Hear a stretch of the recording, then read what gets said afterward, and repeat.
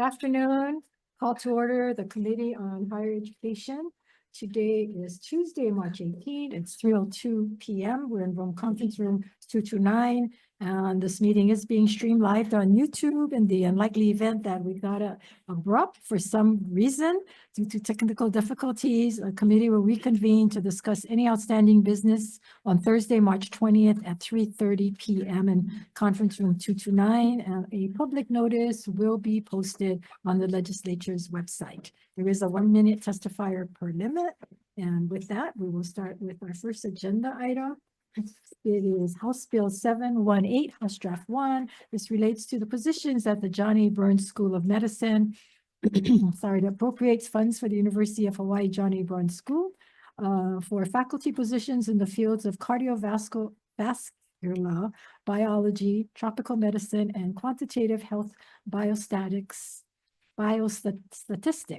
and environmental health and safety officer position. With that, we have from Japson, Samuel Shoemaker, Coco Simon. Aloha. Aloha, Chair Kim, Vice Chair Kidani. Thank you for having me. I'm here testifying in support of this measure. We will stand on our written testimony and be available to answer any questions you might have. Okay, thank you. Coco, did you want to also respond? No? Okay, thanks here. Okay, Christian Fern in support. Thank you. Anyone else here wishing to testify on this measure? Anyone on Zoom? Okay, we do have 5 others that sent in written testimony, all in support. So questions, members? Shoemaker, if you want to come up.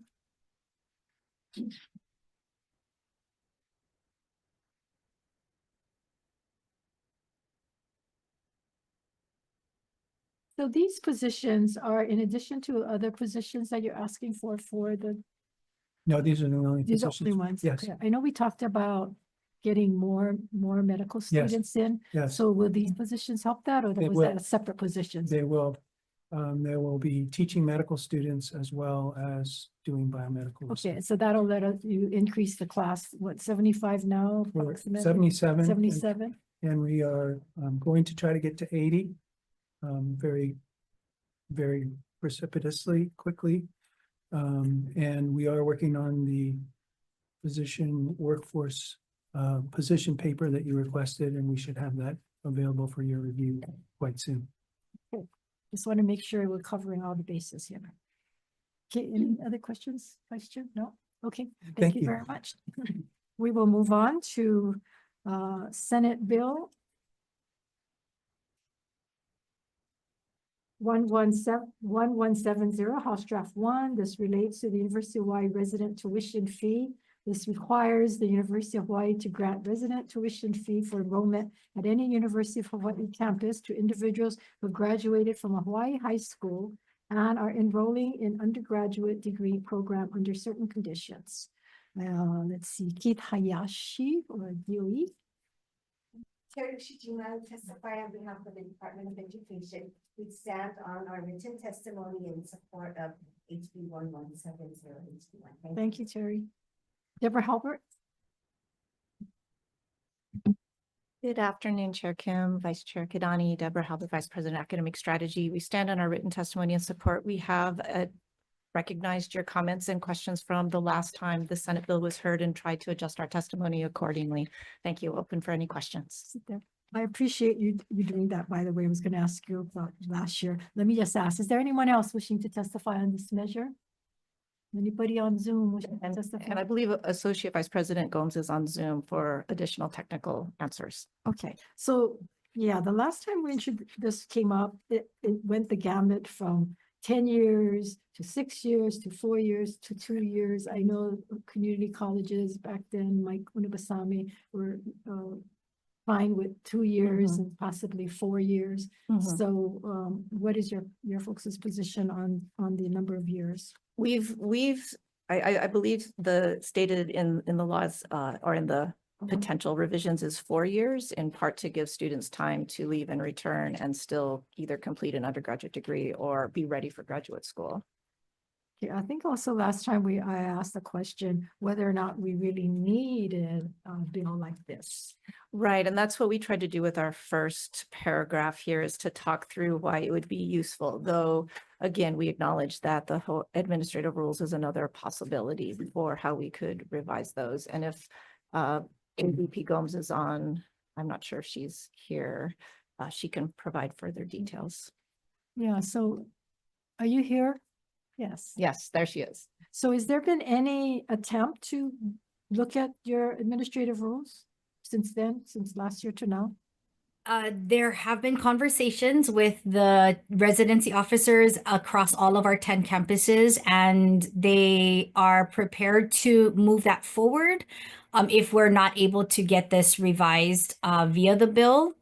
That is at this point, that is our only other option for this desired outcome. It will take a little longer if we go the HRE revision route, but it's an option.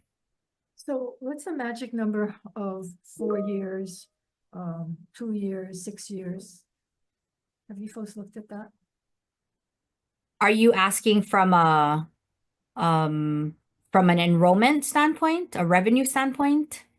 No, from just the fact that somebody leaves Hawaii and they're gone for such a long time, then it's like, well, if the 4 years are good, then why not 10 years? Why not 20 years? You know what I'm saying? What's the Yeah.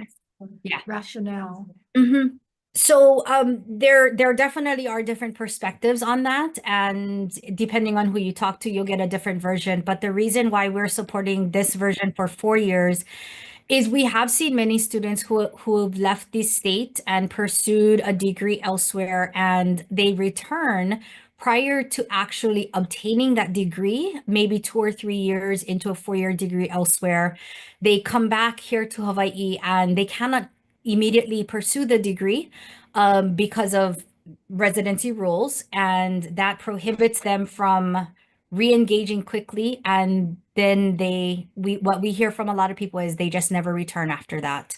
So the 4 years is an opportunity for those who may have gone away and not completed the degree to still come back and finish without being interrupted by other life circumstances. We do think that it's also an opportunity to address the brain drain that we see, and also an opportunity for people who maybe made a difficult choice to go away and realized after moving away that was not the best choice for them.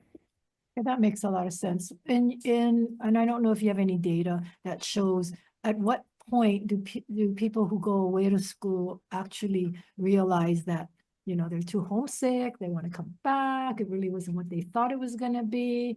I know for myself, I went to UH for 2 years and then went away because I was a little bit more acclimated to college. I was a little bit more mature, so I was able to sustain and graduate. But I know I had friends that went away from freshman year and they were really homesick, and most of them come back within the second year, right? Instead of the 4 years or 3 years. Yes, so we see a lot of students that come back There's a large number that come back immediately after the first year.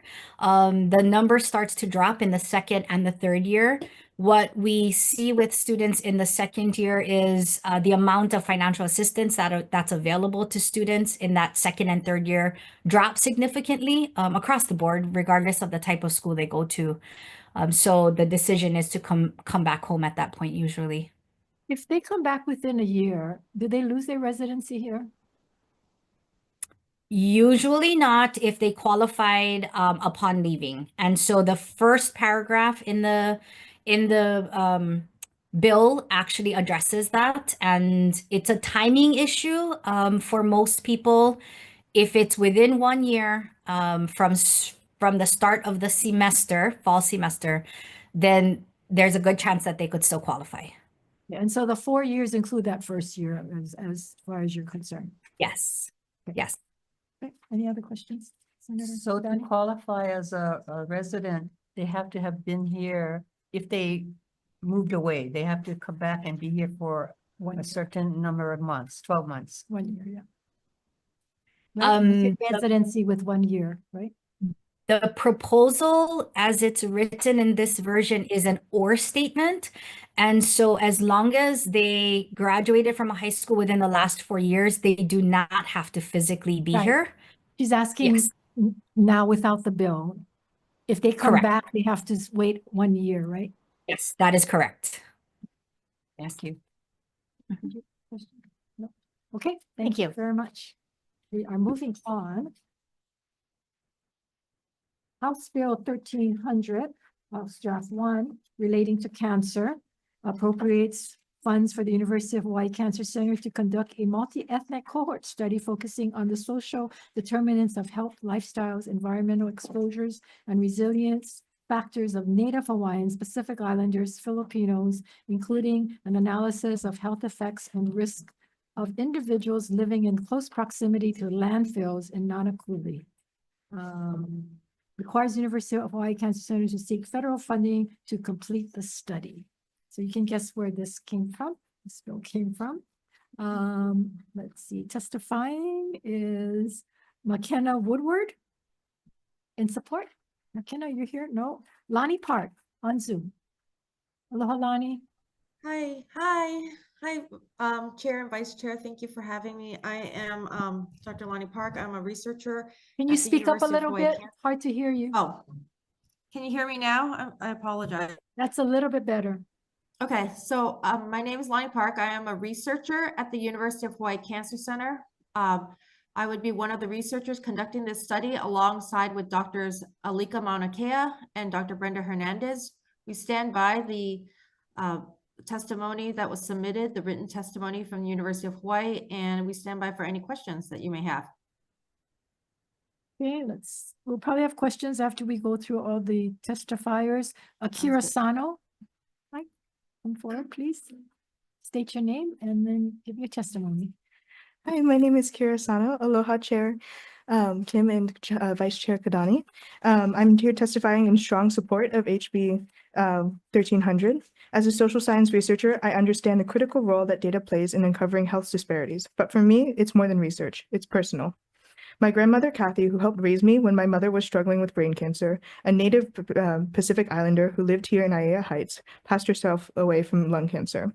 She was also a strong advocate for AAPI rights, and as such, I want to honor her by advocating here today. This year alone, over 9,000 Hawaii residents will be diagnosed with cancer, and 2,400 will lose their lives. Like my grandmothers, Filipino and Native Hawaiians experience higher rates of advanced stage diagnoses for lung, prostate, and kidney cancers. Social determinants of health, including multi-generational households, access to care, income disparities, and cultural stigmas must be studied to understand and reduce these disparities. This study will not only generate life-saving data, but also position Hawaii for further national research funding, bringing more resources to our communities. Mahalo for your time and consideration. Thank you. Cynthia Allen. Welcome, Cynthia. Cynthia Al, on behalf of the American Cancer Society Cancer Action Network, or ACS-CAN. We stand in strong support of this bill. Cancer is a leading cause of death among Asian Americans and the second leading cause among Native Hawaiians and Pacific Islander individuals. It is becoming more evident that health outcomes are impacted by social determinants, your household income, how far your closest clinic is, or if you can take time from work to go to a preventative screening.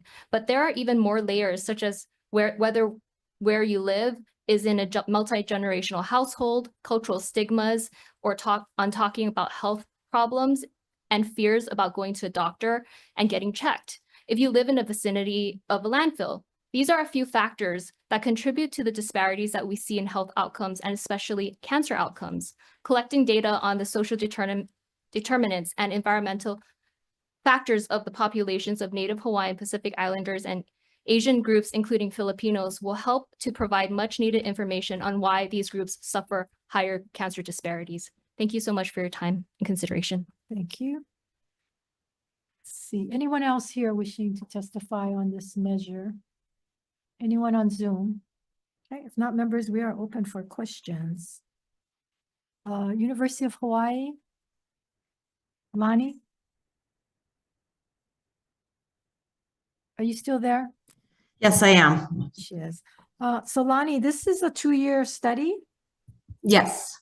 Well, it would be the pilots, what we would be asking for is appropriation of funds to conduct a pilot feasibility study. So the study would go on for greater than 2 years, but the pilot would be for 2 years. And the cost is for the pilot only. Yes, And how much is that approximately? 500,000 per year for 2 years. And what is anticipated after that? We would be collecting data from the participants that we would recruit to the cohort study. Those participants would be followed prospectively. We would obtain subsequent funding in order to follow those individuals, and we could link them back to their cancer incidence as well as look at other health outcomes. What kind of funding are we talking about? We, either federal or from other foundations. Right. Approximately how much? Do you have Also, how much? 2 to 3 million per year.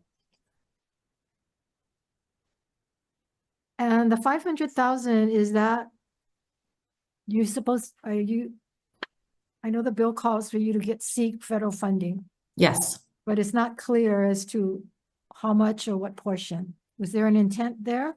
The intent is to obtain federal funding. We've continued to put in applications to try to obtain federal funding for this study. But I think having that feasibility data would help. It would make for a much more competitive grant. Yeah, it says the University of Hawaii Cancer Center shall seek federal funding. It doesn't say if it's a matching funds or what We would ask for more than 2 million per year, as we understand that that's the necessary amount to continue the study in a full in beyond a feasibility. So what's going on with the federal government? Do you think you folks are going to get this? So we understand that there are things going on with the federal government. Those are unexpected, but while I cannot predict what will happen in the future, I do know that our team has been very competitive in the past to obtain federal funding for similar a study that is similar but obtaining different data. It does not have all the data that we would need.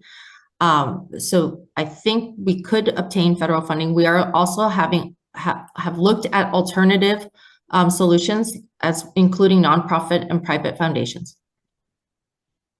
So what would be the focus of this? It specifically talks about Native Hawaiians, Pacific Islanders, Filipinos, and including analysis if you're living close to a landfill, and they even name Nanakuli. Is that the intent, that you're going to focus on that? So the intent would be to focus on measures such as environmental exposures. So that would include the landfills, as well as social determinants of health. And those things they are correlated. Okay, but is there going to be an emphasis on the landfills? There will be an emphasis on the landfills and as well as other environmental exposures. Senator Hashimoto. So I guess quick question for UH. So what are you gonna do with this data? And what is it gonna lead you to accomplish, I guess, after the study is done? So the study is try and close down the landfill, or like what is the whole purpose, I guess?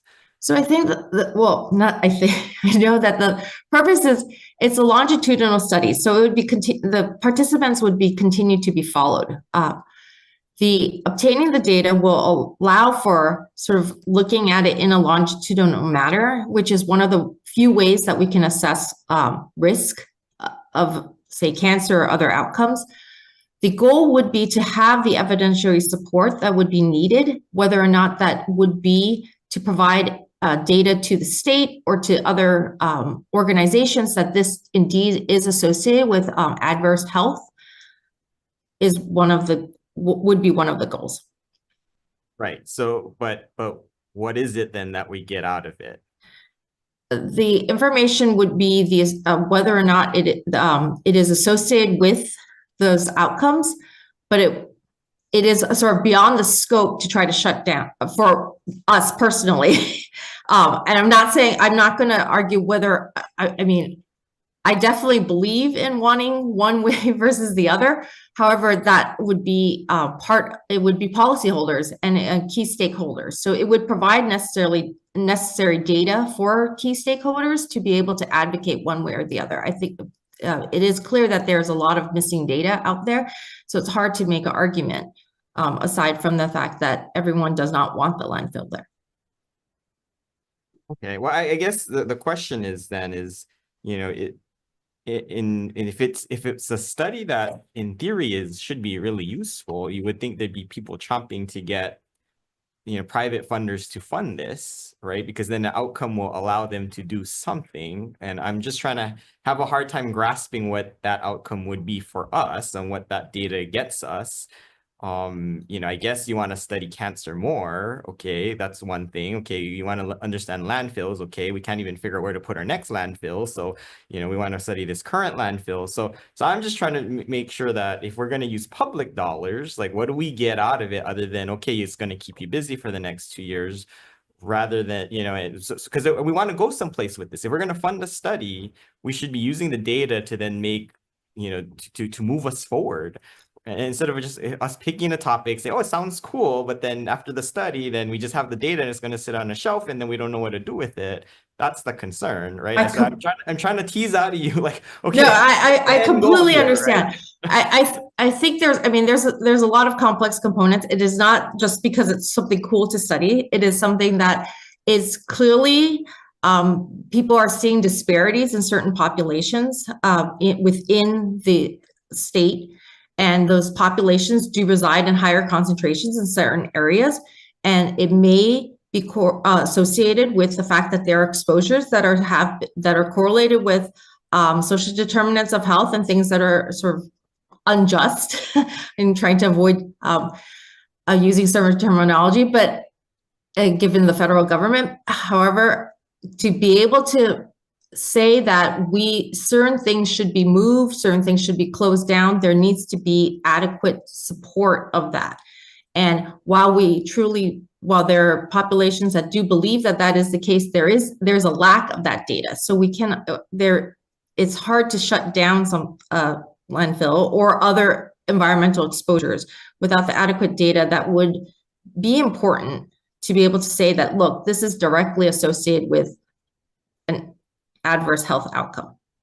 So that's fine. That's fine. Okay. What you want to say, that's fine. I think what worries me more is when the Cancer Center starts to select things, you have to really be thinking about, okay, you know, when you take a look at a self-sustaining model for the Cancer Center of how are you going to fund yourself into the future as, you know, cigarette taxes decline, you know, what are the things that are out there that will make your studies very useful, right? And what are the ancillary ways that you can raise money based on things that are questions that people really want answered? And if it's something that is not fueled by, you know, entities that will then help the Cancer Center move some type of research forward and doesn't have an end goal in mind that, you know, will help the center as a whole to generate some revenue at some point, you know, it's hard to really put it all together to really make us excited about, okay, we're going to fund this because there's a future at the end, there's light at the end of the tunnel, because if you do this, then it'll open the door to this, right? Okay. Can I use an example then from a few previous studies that are using the same prospective model? It's fine. I'm just telling you that's the way that you should be pitching it to us. Okay. If you're going to convince me, at least it needs to be, okay, this makes sense. Okay, we got to fund this because this will open the door for the Cancer Center. But when you say it's like, oh, okay, yeah, nice to have, I'm just like, okay. I don't know why it's worth the investment. So well, yes, I see what you're saying, and it really is that the evidence needs to be there. For example, if we look at something like lung cancer, people have always assumed that lung cancer disparities. I get that. Yeah. I get that you want the data, but what is the data going to help you then to open the door to helping our society in general? Okay. Is it going to get so us the data would also, you know, cure, or is it going to get us, you know? Okay, so the data will, okay, so, okay. So the data will allow us to really understand who the at-risk groups are. So for instance, if we go back to something like lung cancers, or other things, we've been able to identify that there are at certain populations at lower levels of smoking, it is associated with higher risk of disease. And as a result, that has provided evidentiary support for the U.S. Prevention Task Force, the USPSTF, to change the guidelines for lung cancer screening. So it's originally the lung cancer screening guidelines were at 30 pack years, and those dropped down to 20 pack years. So that without having the published data showing that there are certain populations at higher risk for the same smoking levels, that we could not make that modification. So Okay, and that's similarly, fine. That's yeah. great that you get that data, but is that going to help fund the cancer center? So this, I wouldn't say this is a goal to help so we're saying that this goal would provide data to help fund another subsequent study to be conducted. That is, yes, the data would be there. Okay. Because it would provide data that we could obtain. Yes. But my point correct. is, we shouldn't. I don't know if your role is to just fund study after study. I think your role should be at some point finding some innovation that will help us, move the needle on cancer research to find some cure. And you need resources to do that. So I think I think you got to work on that. You got to work on what is the end goal and how to get the money that you need to then do the hard issues, right, of cancer. So anyway, I think you please go back and think about that and come up with something and we'll go from there maybe. Let me ask, on a scale of 1 to 10, how important you believe the study is? I would say a 10. 10. How many studies have you folks have been doing at the Cancer Center on different types of cancers? Oh, we have a number. I would say just as myself right now, I have 5 NIH grants that are running different studies. And those fundings come from what, where? NIH. NIH on grants. Okay, what I'm trying to, and I've said this before, is that, Hawaii gets a lot of research dollars. How much of those dollars are really then focused on the people here, the diversity, the ethnic breakdown, and so forth? And it seems as though the only time and I shouldn't say only, it seems like the times that I've been here that the legislature had to fund bile duct cancer because of all the funds you guys get, it didn't go to bile duct cancer that affects Asians. They think it might have come from watercress, so forth. It's like this one, we're talking about Native Hawaiians, Filipinos, Pacific Islanders, and yet those NCI funds that you're using They're not from other institutions at the NIH. So whatever that is not going to fund these studies. You come to us for general fund dollars. So I'm just saying that, I've been asking and hoping that we are really focusing some of the so-called research dollars that, UH brag about getting, but a lot of them are not being geared to our local population and the problems like this. So specifically, I would say for all 5 that are geared to our local population, they are looking at cancer and disparities in our local populations. I can attest to all 5 of them. Yes. Okay, so why isn't that include this? So I have been putting in applications, but I think that we have been receiving a competitive score, but it was not funded. I do believe that with additional data, that would help to make it far more competitive. The other question I have is, so what if the data comes back that landfills are indeed causing cancer? Landfills are indeed bad and it can be tied to cancer, all landfills. So then what do we do? I mean, we got to put a landfill someplace. It does help us. But does it go to Kauai Kai then? I mean, you know what I'm saying? Where do we put them then? That it would be beyond the scope of, so one, I would love to collaborate with someone to find out where, whether it's engineers or policy holders to figure out that is beyond the scope of my expertise. So I can, but then what it would allow us to do is it would allow us to understand who that at-risk group is. So maybe we could talk to their primary care physicians, their they're the ones that they are working with in order to say that this group is at higher risk. So maybe we do need to screen much more actively because they are at higher risk for developing a certain type of cancer. I would think for prevention purposes and to be on the safe side, whether the data shows it or not, I think that those people that live nearby or that the disadvantage or whatever it is, that they should be, the physician should be looking, they should be double checking, they should be giving them additional without having to wait for data. I mean, to me, that's common sense. I would love Take a to. $500,000 study to determine that. I rather agree give that it these would be patients nice to be able 500 to say that, and I would be happy to work with any physicians. But at the same time, so there are times where we do need some evidentiary support that has it's evidentiary-based medical practices.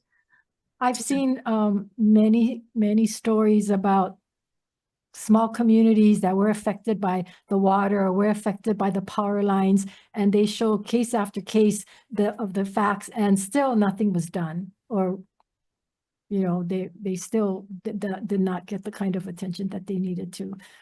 So that makes me really uneasy about what all the data shows and whether or not it's going to do something other than us using knowledge and common sense to say, hey, there's got to be some impact. I mean, I don't think you can necessarily live by power lines and landfills and not have some kind of impact. I mean, that's just the society we live in today. Cell phones are not good for you. You shouldn't be putting it on your laps. You shouldn't be holding it close to your bodies, and yet we do, right? We shouldn't be looking at the screen because your eyes, the blue light and all that is bad on you. I mean, so these are all the kinds of concerns that is out there. And I'm just wondering what's going to happen if it says, yeah, no landfills, period. Then nobody throw your rubbish away. Everybody recycles and no landfills, no. But I mean, we appreciate the work that you folks are doing. But I think in the whole scheme of everything that we have to show the outcomes, because where do we get the money from? We're going to take it from somewhere. So do we take it out of the tobacco funds? Do we take it out of the cancer center budget? It's got to come somewhere, right? We can't print the money. So do we take it from the seniors? Because we can't take it from collective bargaining. We can't take it from our social programs, our social net. We can't take it from education. So you got to think it's got to come somewhere. And everybody says, well, don't touch my budget. But where's it going to come from? I would like to add one more thing. I do agree with you that there are a lot of things that are unhealthy for us, and at the same time, not every one of us that are exposed are getting cancer. And I think having that sort of data to be able to disentangle who is at higher risk within those cell populations is very important. And that is the sort of data, right, that we would need, because you can't just tell everyone to move away. We can't. It's exactly what you had said, but then to be able to personalize that, to be able to understand that these combinations is something that would put someone at much greater risk is something that we don't have data for. And that would be able to help assess a better risk profile in order to say that this is the group that needs to be screened or watched more actively. You get neighbors next door to each other, same nationality, and may not be impacted the same way. You've got people in a family that one might get cancer under the same situation and the others don't. So I think that exists no matter what, right? I mean, there's going to be some data, but the data is always going to have diversions and not always. Yes, and having a study like this would be able to help disentangle that. I don't know that. Okay. Senator Kidani, you had a question. Yes, I can't remember who it was that I think gave it was- testimony that multi-generational families. Yeah. I think it was- Yeah, can you explain that a little bit more? Can you just come up and, yeah, we don't have a lot of time. Yeah. So multi-generational households is being impacted by cancer. It definitely is an issue. As a social science researcher, there are a lot of different factors, and why it's important that we study them is that it helps us as ACS CAN, we're an organization that works on policy. It helps us do data-driven decisions to work with policymakers like you guys to be able to pass it long-term, to maybe shut down a landfill or move it towards an area where we don't have as many populations who are POC or multi-generational. So it doesn't impact, we can more strategically plan where to place landfills. That's why it's important. So is this study geared towards multi-generational? Yes. It is? From my understanding of what the study was, it was multi-generational. It was looking at different factors, social determinants of health, which includes this. Okay.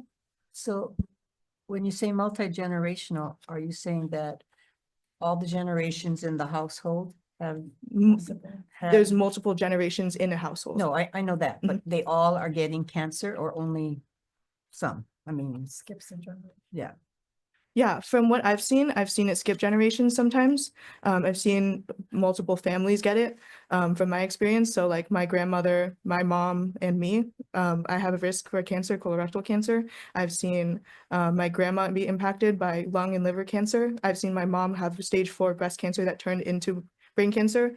I'm also from California, and I've seen our entire community be impacted by breast cancer too. Just like within like one city, it's been horrendous. And you live by a landfill? Yeah. Thank you.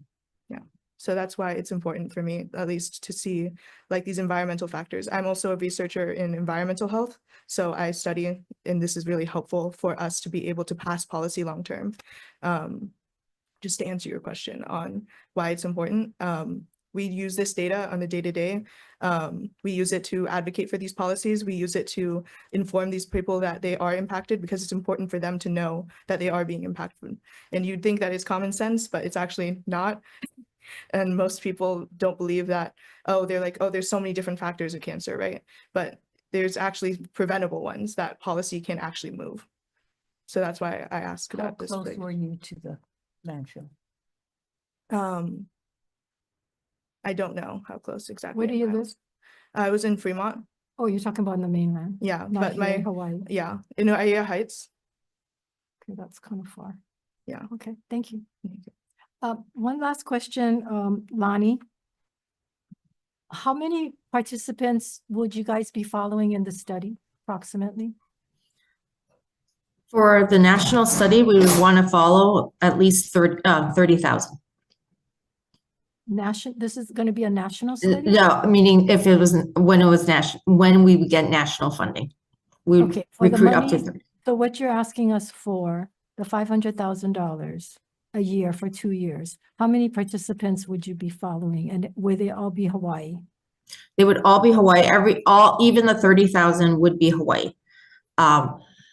The $500,000 would probably be would be able to recruit probably 10K, somewhere between 5 to 10K. 5 to 10,000 participants? Yes. And you're going to follow all of them in 2 years, and you're going to come up with all this data in 2 years?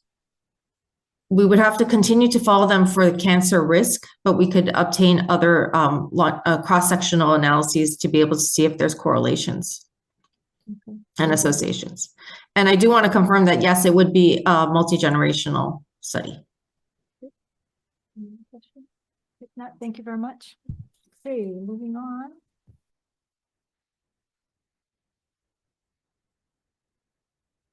Our last item is House Bill 1168, House Draft 1, relating to the University of Hawaii revenue bonds. And let's see, necessarily see. Amy Coots. I don't see Jen Gozea here. On Zoom. On Zoom. Oh, there she So- is. Okay. Amy Coons, Associate Vice President Controller, here in Calvert's Place. Thank you for the opportunity to testify. The university stands in support of this bill, and we're available for any questions. Okay, I don't have anyone else testifying, so why don't you sit there? Jan, did you want to add anything to this? I believe, thank you, Senator. Yes, we have submitted our written testimony where we detailed a little bit further sorry. What the revenue bonds would be used for student housing projects. And we also have Kyle Phillips as a senior analyst in my office who is in the room that can also provide additional information on the details of the project. But in essence, we are supporting this measure to the extent it allows us to float revenue bonds to complete CIP projects planned for student housing upgrades and improvements for FY26 and FY27.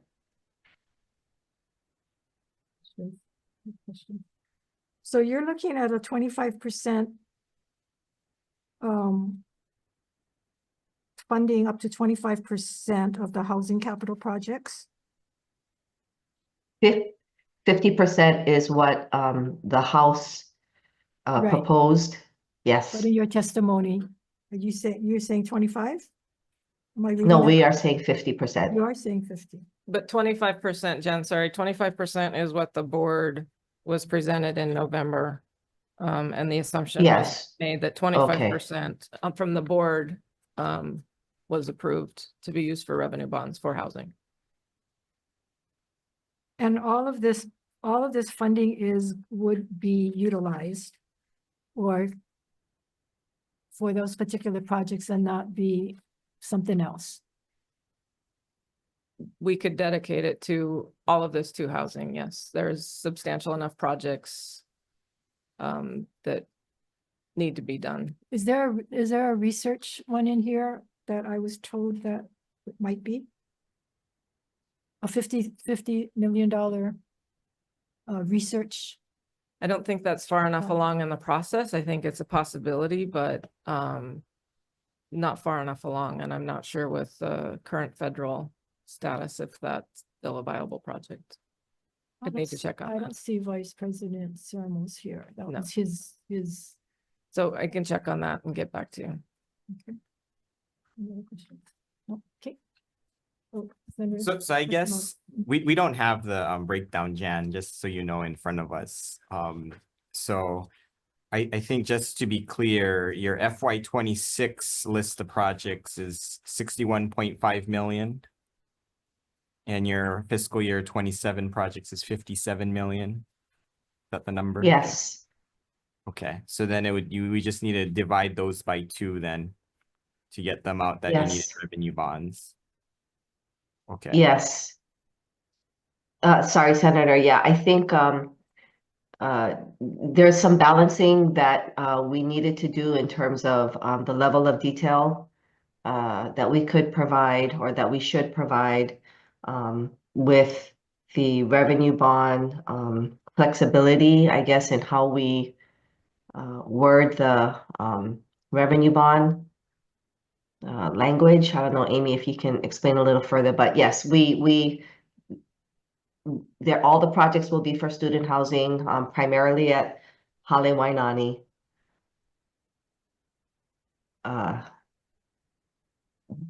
Okay, and maybe you can give us a breakdown on how the funds will be used, because these are borrowed money. So what are the types of things that we're going to be using to capitalize these projects? So it's not like, repairing, but it's like replacing. So maybe you can go over that for us. Right. With the issuance of revenue bonds, I think we would prefer to be broader to cover student housing, even if some projects may be covered, but I would be worried about issuing a revenue bond for a specific location and only being able to use the revenue generated from that to repay that bond. Whereas if we say student housing, it gives us a broader revenue. No. category What I'm to talking about is repay. what are you spending the bonded monies on? Okay. So is it like you're buying windows, you're buying, what are you doing? It's because, you're borrowing money to pay for some of these things. We just want to make sure we know what those things are. Right, and this would be full renovations on at least one building to make sure that, building envelopes, infrastructure and interiors are fully replaced. So that qualifies for bonding. Yes. Is that Hale Wainani? That Yes. you're gonna do the full renovation? Yes. That was the plumbing issue, right? Jack? Originally, you guys told us the plumbing needed to be done on that building. Yeah, there's a lot of issues that need to be done in Hawai'i. So it would be full gut and rental of building G and building H is where the funds would go toward, and that would be all of the interior plumbing, electrical, exterior, Okay, so structural. that full gutting is just for Hawai'i is 65 million. For just for two buildings, there's a total of 4 buildings in Hawai'i, two low rises and 2 high rises. So the full So renovation is for only 2 buildings or for the 4 buildings? for the borrowed funds, the total CIP plan for FY 26 and 27, which total 61.5 and 58 million respectively, includes the majority of which will go towards Wainani, but it also includes other buildings, as well as other health and safety improvements that need to happen housing wide, like fire alarm systems and those things. Those we would not be using the revenue bonds for.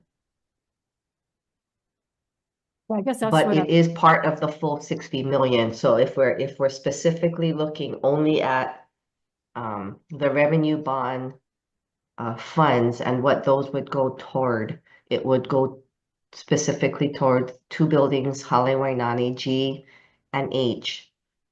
Full gut and rental, and it's not going to cover the full cost. It's the full cost will, and Kyle, I think, I don't know if you're in the room too, if you have the Yeah, so I think we should get a breakdown because I know when you guys told us the plumbing had to be, just the plumbing had to be done.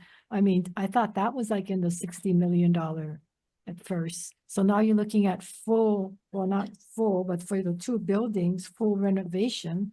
So that I would think would up the cost. And again, I'm not sure that this covers it, so. Yeah, so to Jan's point, the 20 million, it would be $20 million that would be needed to do the gut and reno of each low-rise building at Hawai'i. So there are 2 of those. That would be $40 million for those 2 buildings. The high-rise, where the plumbing issues that were previously noted are also an issue. Work would be phased so as not to disrupt all of the revenue beds at a given time, and also to account for time that would be needed for design of that high-rise project. Those funds to address those plumbing infrastructure challenges, as well as the building envelope at Hawai'i. There's a portion of funds that are included in this fiscal biennium request that would help with design and support of that. But some of that funding for the actual construction of the renovations at the high-rise Hawai'i complex would be in a later fiscal biennium. You'll be in a later fiscal year. Yep. So the low-rise is what's within fiscal biennium 26-27. And what's the time frame on the high rise? So we can provide a breakdown for the Hawai'i complex if that would help. That articulates this and breaks it out into each fiscal year, inclusive of the work to be performed and the anticipated source of funding. And what's happening with Hawai'i? Nothing. So with Hawai'i, there is a floodplain analysis that is in progress, and a letter of map revision is being submitted to FEMA to revise the current floodplain lines to maximize the amount of high ground available at that site. Currently, the way that the line is drawn, a portion of the site is within the floodplain. So if we're successful in getting this flood map revised with FEMA, that'll increase the amount of land available for redevelopment and reduce some of the risk for redeveloping that property if it does go through a P3 solicitation process as we're currently anticipating. So you're anticipating with that new change in the maps that you'd be able to put more units on that?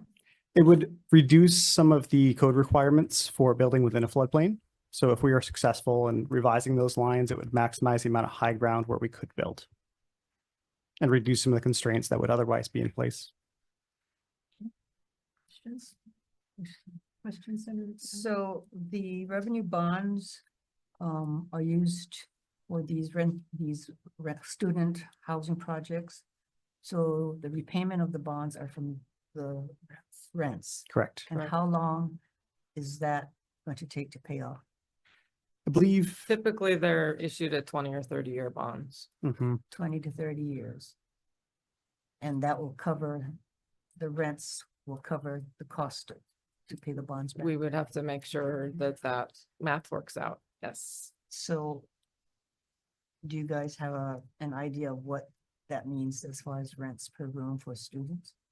So we're currently working on a rate proposal for the student housing complex as a whole, to make sure that as the program funds a portion of these capital projects, that we are generating a sufficient amount of revenue to cover the additional debt service that we anticipate is going to be part of this equation to improve conditions.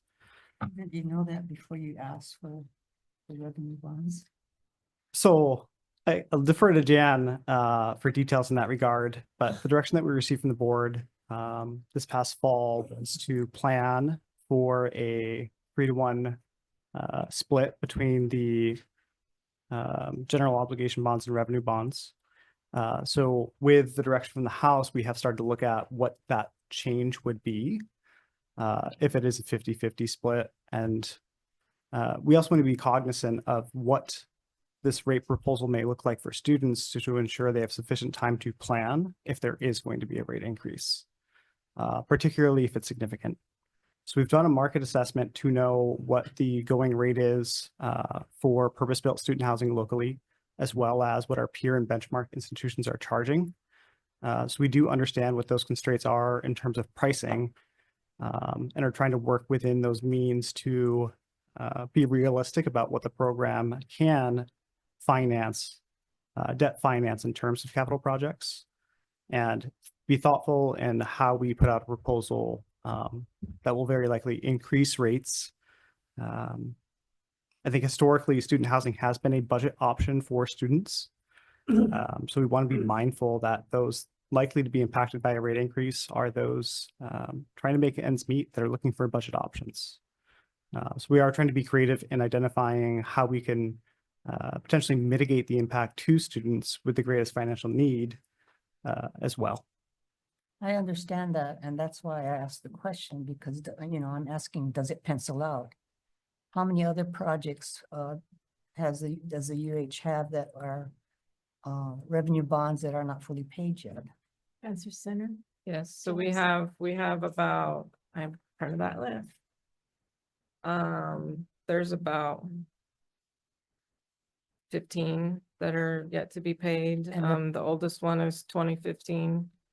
And the total cost of monthly or annual payments? And this is just student housing, right? You're talking about, or you're talking? No, about this is all? all, Including this is Cancer all Center? revenue bonds. Revenue bond, yes, includes Cancer Center, former housing projects, College of Pharmacy and Hilo, as well as law school expansion. So, Because we were assured that Cancer Center and Jepson, that the bonds would pay for the debt service, and now they're coming in and asking us for the funding.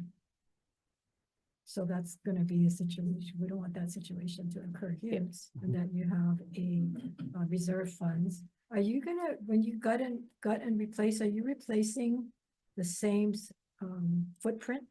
Or are you making it even smaller, the room smaller? So at Hollywood 90 G&H, the exterior footprint of the building would be the same.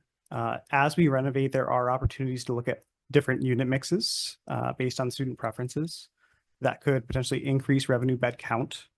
That building in particular is the only apartment style living that is on campus. So we presume that that would continue to be apartment style living. But the number of beds, there could be some adjustments there. You're not gonna turn it into a rise. No, generally speaking, we did do due diligence in understanding trends in the student housing industry. I think there's been a, push for more of these amenities and, nice to have type features on campuses across the country.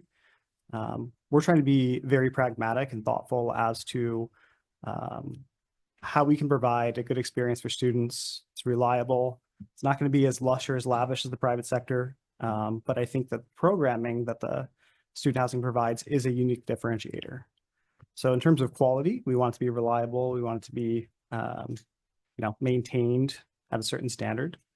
But the goal here is not to, compete with the private market per se in terms of the amenities that they offer.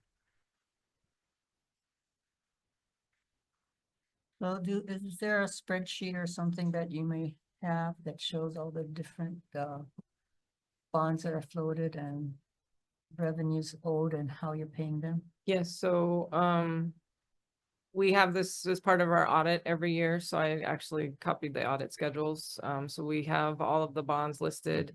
It has there the date issued, the series, a short explanation, how much it was authorized, and then the current outstanding balance. So we do have that list we can provide. I can also update that with payment information. We do have schedules that show when the debt. I'd appreciate that. Thank Okay. you.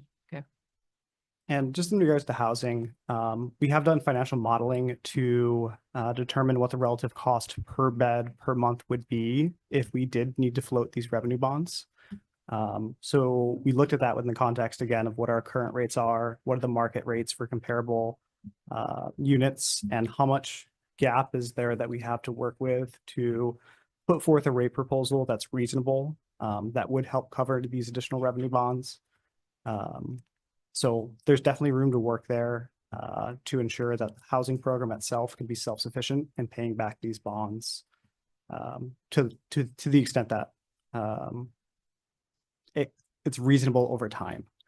Again, I think some of the constraint is when some of these rate increases would take effect, if they are going to be somewhat significant, to ensure that students have time to plan and budget and prepare. Is your rents going to include future maintenance? Because it's one thing to pay off the bonds, but another thing to maintain the buildings, because obviously when we look at the current buildings, a lot of it weren't maintained. So where is that funding? It's in RIM? Is that where your funding gonna come, or?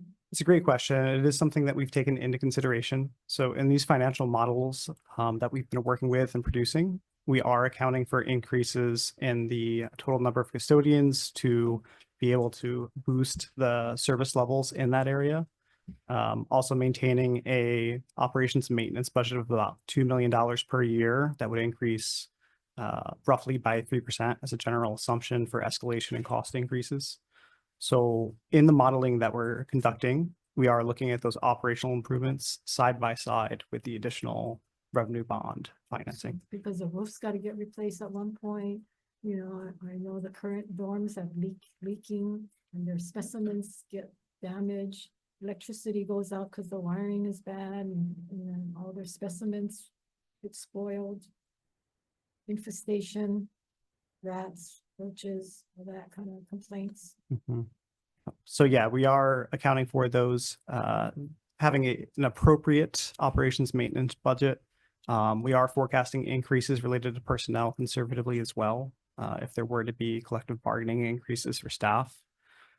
So we are looking at this comprehensively to know what our fixed overhead costs are, what this additional cost for revenue bond financing would be to ensure that, again, long-term, the program can close the gap with where rates currently are and where they may need to be to cover all of these costs and ensure the facilities can be properly maintained.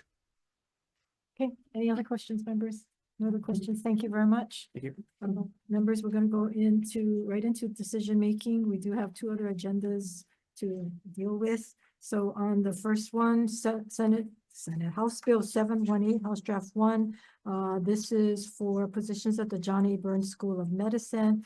The recommendation is that we pass as is. It already has a effective date and blanked out numbers on there. So any discussion?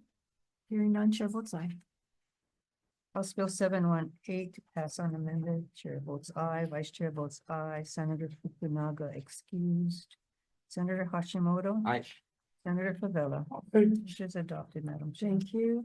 On House Bill 1170, House Draft 1, this is relating to University of Hawaii resident tuition fee. Again, this bill is already have a defective date. And so recommendation is to pass as is.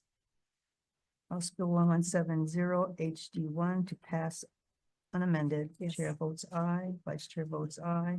Senator Fukunaga excused. Senator Hashimoto. Aye. Senator Favela. Aye. Measures adopted, Madam Chair. Thank you. House Bill 1300, that's House Draft 1 relating to cancer. This is appropriating funds. I'd like to amend this bill to include that the federal funds that they shall apply for federal funding, that the federal funds at least is matching, if not more. And with that, there is already a defective date in there and the funds is still blank, so recommended is to pass with amendment as designated. House Bill 1300 HD1 to pass with amendments. Chair votes aye, Vice Chair votes aye. Senator Fukunaga excused. Senator Hashimoto. Aye. Senator Favela. Aye. Measures adopted, Madam Chair. Thank you. And finally, House Bill 1168, House Draft 1 relating to the University of Hawaii revenue bonds. This bill also still has a defective date in it. It does have blank numbers in it. So as it goes to Ways and Means, as we get more firm numbers back from the university, answering some of the questions that were raised, I recommended that we pass as is. House Bill 1168 HD1 pass unamended. Chair votes aye, Vice Chair votes aye. Senator Fukunaga excused. Senator Hashimoto. Aye. Senator Favela. Aye. Measures adopted, Madam Chair. Thank you. And with that, we adjourn this agenda.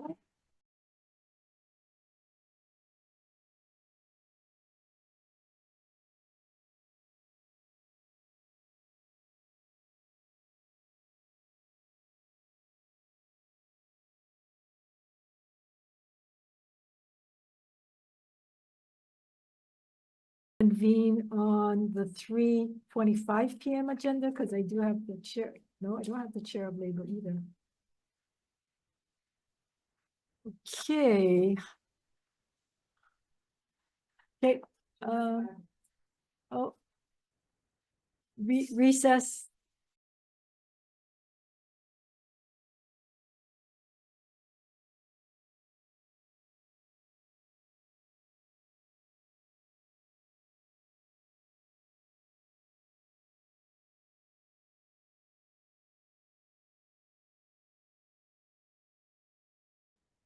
Okay, I'm going to call to order Waterland. Ready? Yes. Okay, we'll take Waterland and then we'll take labor. Should be quick, because we only have one item.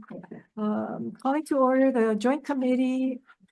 Oh no, you're the lead. Okay, though, I think we're all behind anyway. Okay. Aloha, good afternoon, and thank you for bearing with us in our schedules here at the busy Capitol. This is the Committee on Water and Land, the Committee on Higher Education, on its hearing notice on Tuesday, March 18th. We're in room 229 with regards to HB 309, House Draft 1, relating to fish ponds. And this establishes a fish pond inventory working group within the University of Hawaii Sea Grant College program to create an inventory and map of all fish ponds on state land and conduct a literature review. We will proceed with testifiers on this measure. DLNR. Thank you. Good afternoon, Chair, Senators. Michael Kane on behalf of DLNR.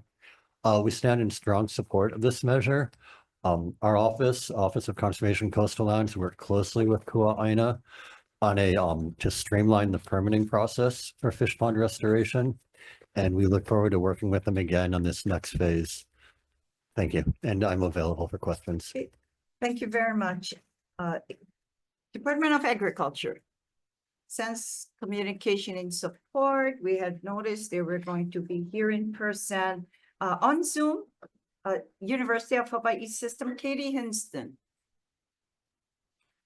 Hello, Katie Good Hinson on afternoon. behalf of the University of Hawaii Sea Grant College program. We stand on our written testimony and I'm available to answer any questions. Thank you so much. Thank you. Olin Fisher, Ku'aina Ulu Aumo, you're here. That's right. Yeah. Thank you. Hi, Thank you for aloha. being patient with us today. Oh yeah, thank you, chairs and senators. I'm Olande Momi Fisher, advocate with Kua'aina Uluawamo or KUA. And we are a support organization for 3 large statewide networks, including our largest network, our Hui Malama Loko I'a.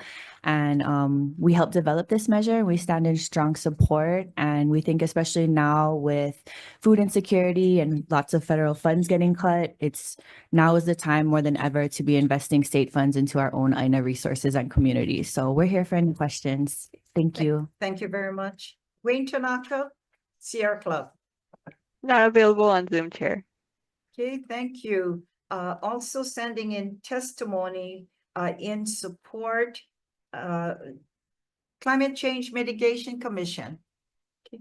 Office of Hawaiian Affairs, County of Maui, as well as the Historic Hawaii Foundation, Hawaii Ocean Legislative Task Force, Nature Conservancy, Purple Maya, testifying for Ocean Reef and Ocean Coalition. I saw Ted Boylan here earlier, but sends communication in support.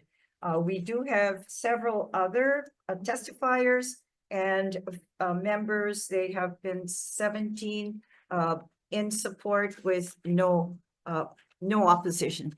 Any discussions? Dylan. So basically, we're just doing an inventory of fish ponds on state lands. That would be correct. So you And- can't do that without this measure? It would be an extensive project. How many And fish ponds do we have? we don't know. That's one of the reasons we want, I think Kua'aina is asking for this inventory. We know that there were 500 documented at one point, but we've also heard from practitioners that there were large parts of the island left out. Such as Puna or Ka'u on the Big Island. We hear there's a lot of fish ponds that weren't mapped during the last effort. So hundreds, And but we don't know. How much are we asking for?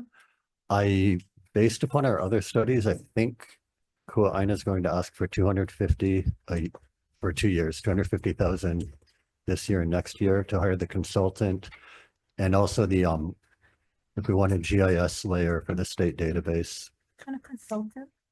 it would be either a land use consultant or a planning consultant team, I assume.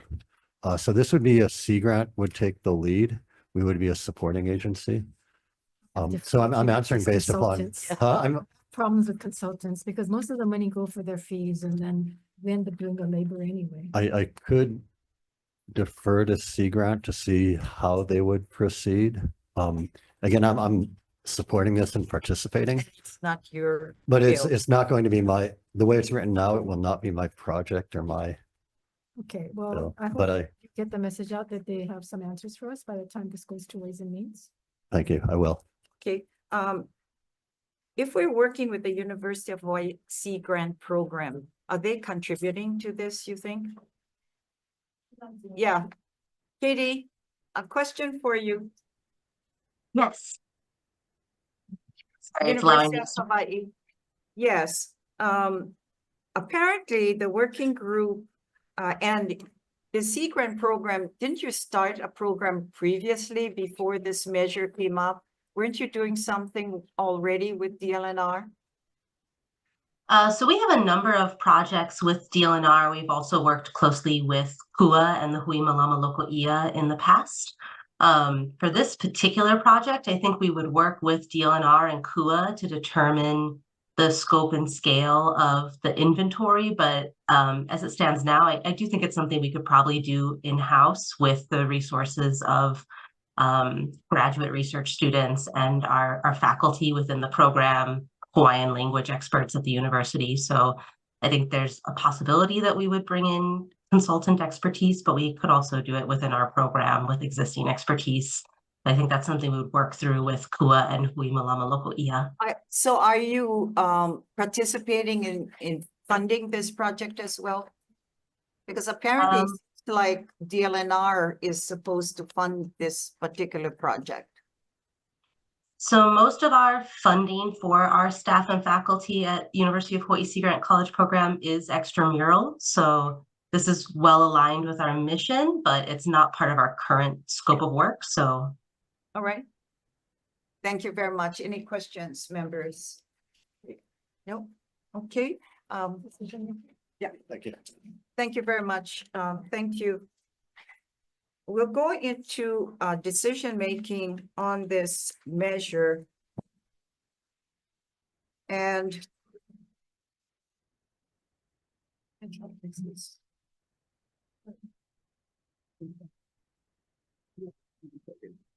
so we can move the measure of this.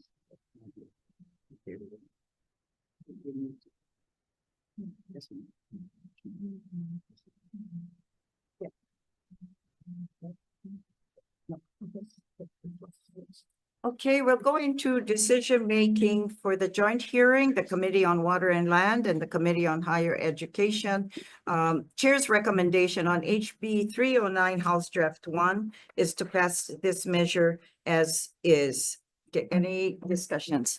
Hearing none, the Committee on Water and Land, Vice Chair for the vote, Chair goes aye. Chair's recommendation to pass House Bill 309, House Draft 1 unamended. Chair and Vice Chair vote aye. Senator Chang, Senator McKelvey is excused. Senator DeCourt. Madam Chair, recommendations adopted. Thank For the you. Committee on Higher Education, and Madam Chair, would you be amenable that we put in the committee report what the Sea Grant people told us regarding their participation? Okay, we'll recognize that in the committee report. Thank you. Same recommendation to pass with them, then pass as is. Chair votes aye. House Bill 309 HD 1, Committee on Higher Education. Chair votes aye, Vice Chair votes aye. Senator Fukunaga, excuse. Senator Hashimoto. Aye. Senator Favela. Aye. Measures adopted, Madam Chair. Thank you very much. Thank you. The adjourns Thank you, are folks. joint with Waterland, and we will go into our joint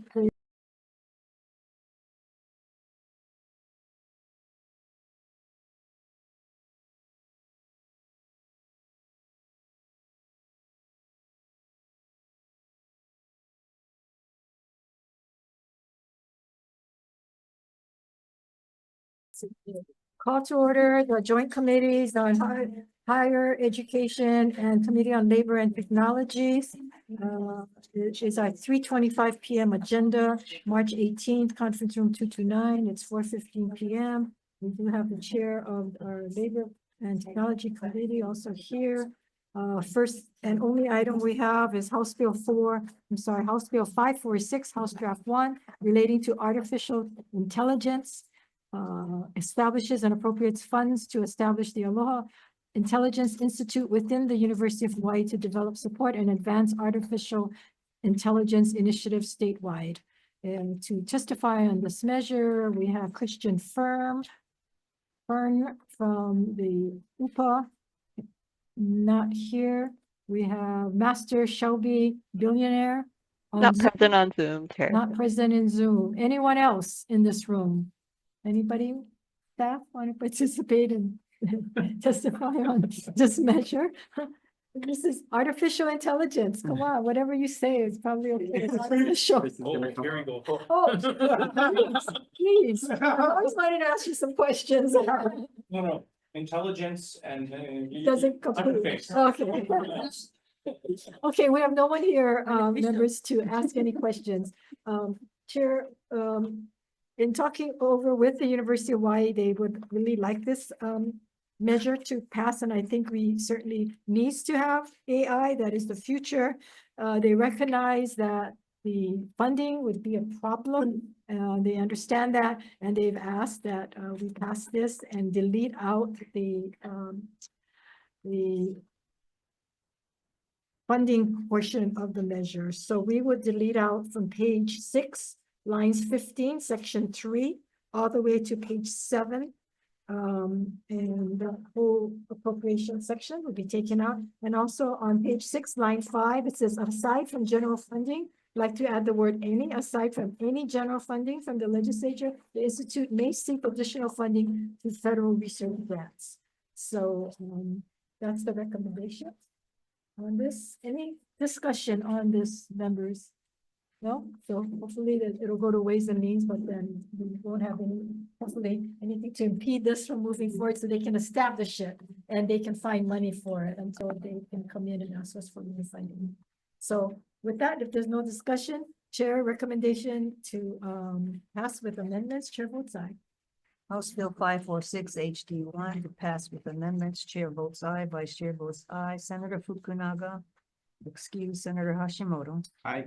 Senator Favela. Aye. Measures adopted, Madam Chair. Thank you. Okay, Labor and Technology Committee, same recommendation, and please note that we did hear a similar Senate bill. Okay. Vice Chair for the vote, Chair Vote. votes aye. Voting on House Bill 546 HD1, recommendations passed with amendments. Chair and Vice Chair vote aye. Senator Ihara. Aye. Senator Moriwaki. Aye. And Senator Favela. Aye. Chair, the recommendations adopted. Okay, with that, we are adjourned.